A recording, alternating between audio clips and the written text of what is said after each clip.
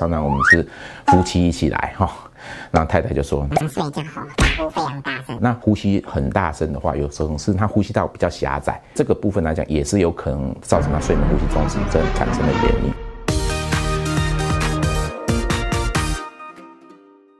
各位医师诊疗室的观众朋友，大家好哈，我是万芳医院耳鼻喉科丁一芳医师。今天很高兴可以来跟大家分享关于睡眠呼吸中止症相关的一些话题。其实睡眠呼吸中止症是早期大家都不太在意，那其实以前我们都会说有人打呼嘛哈，大家都会觉得反正就是打呼而已。其实打呼你要去检查看看它是不是造成他的睡眠呼吸中止症。那这个诊断标准的话，要做一个睡眠的检查。原则上要请病人到医院来睡一段时间，然后我们会去监测他的一些血氧浓度，分等级会分轻度、中度、重度的一个睡眠呼吸中止症，就是说他在睡眠的过程中会不会暂停呼吸，甚至他血氧浓度会掉到低于那个正常值以下，那这个我们会去做一个判定的一个结果。其实我们在睡觉的时候，毕竟我们还是躺着睡嘛，躺着睡的时候有很多因素会造成我们的呼吸道的阻塞，比如说你鼻子的呼吸道的空间比较窄，所以你呼吸的时候阻力比较大。所以这个也会造成你睡眠呼吸中止症会比较严重。那除了鼻子以外，再往后面就会到我们的口咽，口咽部主要的结构有扁桃腺，甚至舌根。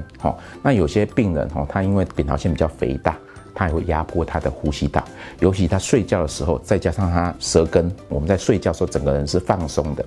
放松的时候你的舌根就往后塌。这个时候就会堵塞到呼吸道，所以这个也是造成我们睡眠呼吸中止症的一个原因之一。实际上其实只要我们的任何呼吸道中间有任何的阻塞都会造成。那当然再加上有些病人他的体重比较重，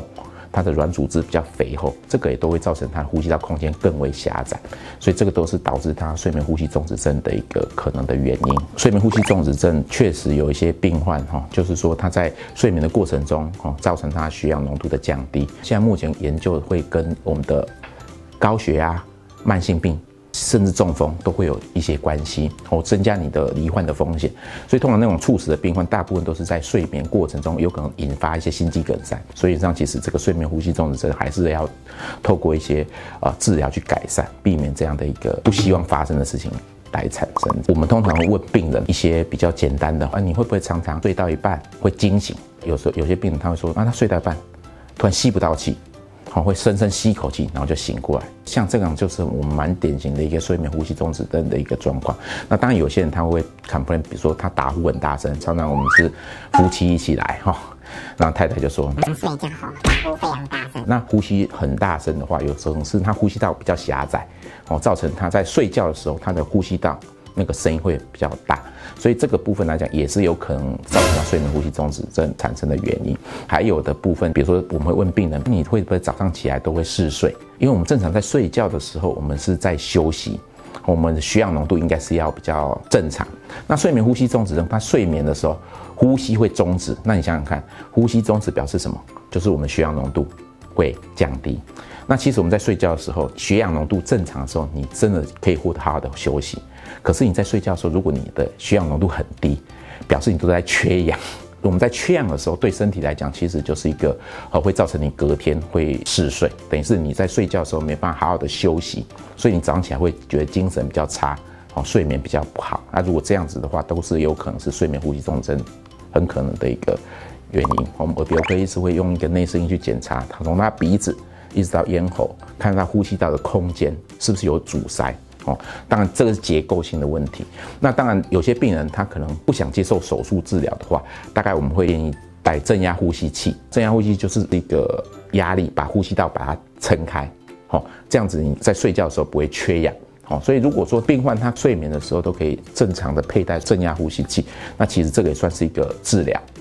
那对于有些病人他是完全无法接受，像这样的病人我们就会阶段性的去治疗。所谓的阶段性就是比如说他会觉得鼻塞，我们会把鼻塞做一些矫正，甚至他口咽的空间很狭窄，我们会做一些口咽的一些手术去改善他呼吸道空间。还有一些就是他体重比较重，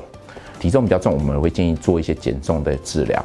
那通常这样子搭配的治疗的话，病人都可以获得蛮好的改善。睡眠呼吸中止症现在大家越来越重视，因为你在晚上睡眠不好的时候，隔天早上其实会影响到我们的整天的工作。你有听过一些新闻报道，驾驶开到一半睡着，然后就造成车祸。所以这个其实是一个蛮严重的一个问题。其实我们现在都建议病人，如果你工作的时候你觉得你的精神不济，建议要去做一个进一步的检查。那检查之后，比如说他真的是睡眠呼吸中止症，我们就会建议还是要去积极的治疗，让他获得一个比较好的生活品质。